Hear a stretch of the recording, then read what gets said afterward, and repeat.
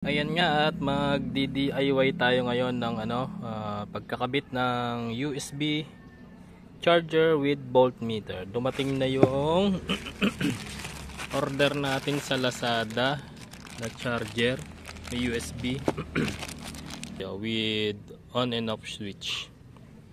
So i-DIY natin to ng pag-i-install. Medyo madali lang to. Ito nga pala ay kakabit natin sa NMAX 155 version 1. Ito nga pala yung kaisa-isa nating sticker dito. Moto Bulilit sticker. Nakalas na rin, oh. Ilang bolt lang to, 1, 2, 3. So dito tayo magkakabit. Target natin dito magkabit.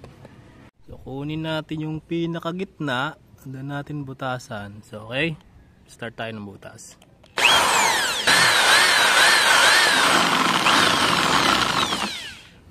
Okay, butas na natin, palalakihin na lang natin.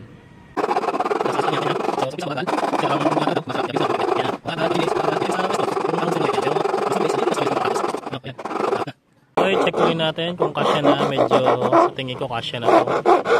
Pakinisin na lang natin ng konti. Yun, okay na, nagkasya na. So ito yung magiging position natin, or mas maganda pataob. Tingnan natin mamaya kung alin na mas okay. So i-lock na natin to sa likod nung lock nya. May lock to sa kabila para hindi kumakalog. Click lang natin. Yan, tabi ka. So yan, higpitan lang natin. I-sure lang natin na mahigpit para hindi umiikot. Okay? I-sure lang natin yung higpit. Tsaka yung position nya rito kung okay na, yan.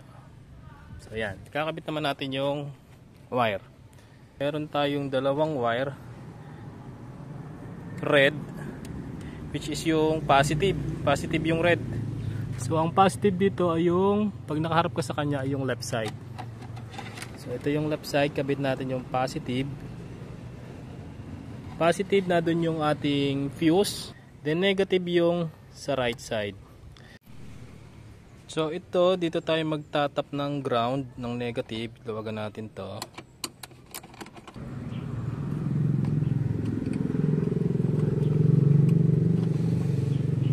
Okay.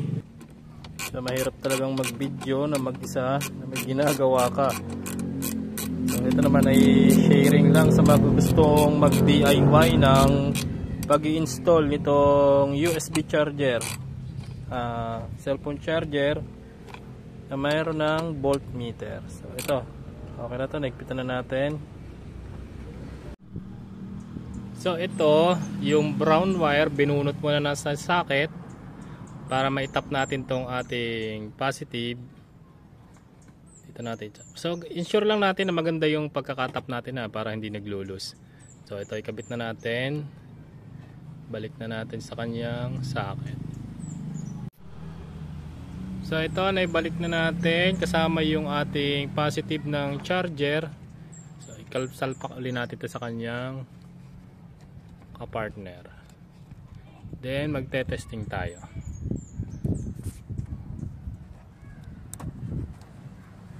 Sure lang natin yung lock ay nakakapit.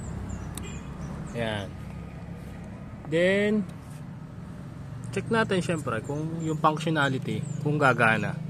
Okay, start natin.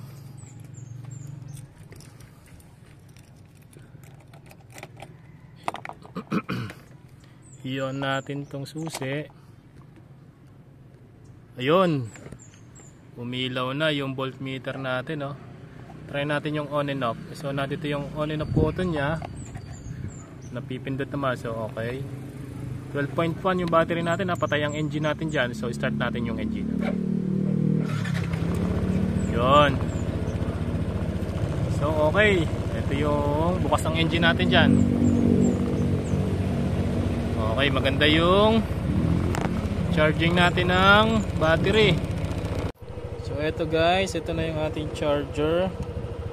So yan, meron siyang rating siya ng 13.8. So try natin yung port number 1 kung okay. So okay, sasama natin to. So ito yung cellphone, check natin kung mag-charge. Sana makita.